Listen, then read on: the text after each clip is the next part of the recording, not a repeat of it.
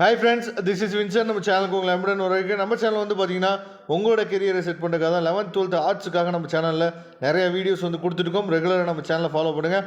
மறக்காமல் உங்கள் ஃப்ரெண்ட்ஸுக்கும் மேக்ஸிமம் நம்ம சேனலை பற்றி சொல்லுங்கள். அது மட்டும் இல்லாமல் நம்ம சேனலோட வாட்ஸ்அப் குரூப்பில் கண்டிப்பாக நீங்கள் ஜாயின் பண்ணிடுங்க. ஓகே, அதாவது இந்த வீடியோவில் நம்ம வந்து 2 மார்க் 3 மார்க் கூட மோஸ்ட் இம்பார்ட்டன்ட் கொஸ்டின்ஸ் வந்து பார்க்க போகிறோம். 2 மார்க் வந்து 2 செட் ஆஃப் கொஸ்டின்ஸ் வந்து பார்க்க போகிறோம். 3 மார்க் கொஸ்டின்ஸும் நம்ம தெளிவாக என்ன பண்ண போகிறோம் பார்க்க போகிறோம். சரியா? அதனால் இந்த வீடியோ ஸ்கிப் பண்ணாமல் லாஸ்ட் வரைக்கும் நீங்கள் பாருங்கள்.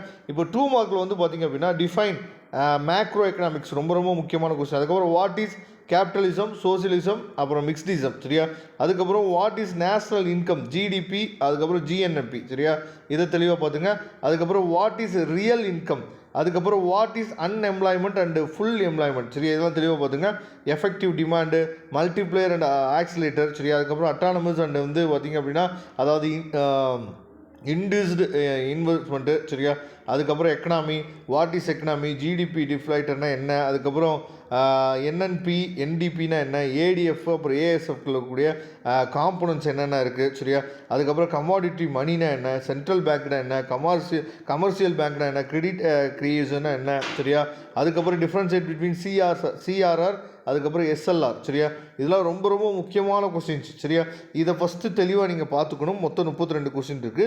நெக்ஸ்ட்டு செட் ஆஃப் கொஸ்டின்ஸ் வந்து நீங்கள் ரிவைஸ் பண்ணுறதுக்கு என்ன பண்ணலாம் சொன்னால் இந்த கொஸ்டின்ஸை நீங்கள் யூஸ் பண்ணிக்கலாம். சரியா? இதில் வந்து எக்ஸ்ட்ரா கொஸ்டின்ஸும் சேர்ந்துருக்கும். அதாவது புக் பேக் இல்லாத கொஸ்டின்ஸும் கொஞ்சம் அடிஷ்னலாக இதில் இருக்கும். இந்த செகண்ட் செட் ஆஃப் கொஸ்டின்ஸில் வந்து பார்த்திங்க அப்படின்னா ஒரு 27 கொஸ்டின் இருக்குது. சரியா?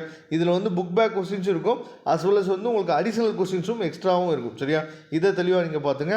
நெக்ஸ்ட் 3 மார்க் கொஸ்டின்ஸ் வந்து எடுத்துக்கிட்டோம் அப்படின்னா 3 மார்க் கொஸ்டின்ஸில் ரொம்ப ரொம்ப முக்கியமான கொஸ்டின்ஸ், அதாவது நபார்டை பற்றியும் அதே மாதிரி ஜேபி சேஸ்லா. சரியா? இதெல்லாம் ரொம்ப ரொம்ப முக்கியமான கொஸ்டின். அதுக்கப்புறம் மிக்ஸ்டு எக்கனாமினா என்ன, அதுக்கப்புறம் எக்கனாமிக் சிஸ்டம், அதாவது describe the different types of economic system.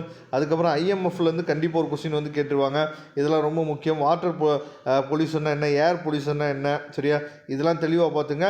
மொத்தமாக சேர்த்து ஒரு 33 கொஸ்டின்ஸ் இருக்குது. அப்போ 2 மார்க் 3 மார்க் இதை மட்டும் நீங்கள் தெளிவாக பார்த்துட்டீங்க அப்படின்னா போதுமானது. கண்டிப்பாக இதுலேருந்து நிறையா கொஸ்டின்ஸ் வந்து பப்ளிக் எக்ஸாமுக்கு கேட்கறதுக்கு வாய்ப்புகள் அதிகம். ஓகே ஃப்ரெண்ட்ஸ், இதோட பிடிஎஃப் லிங்க் நான் டிஸ்கிரிப்ஷன் பாக்ஸில் கொடுத்துக்க எடுத்து யூஸ் பண்ணுங்கள். தேங்க்யூ. நெக்ஸ்ட் வீடியோ பார்க்கலாம்.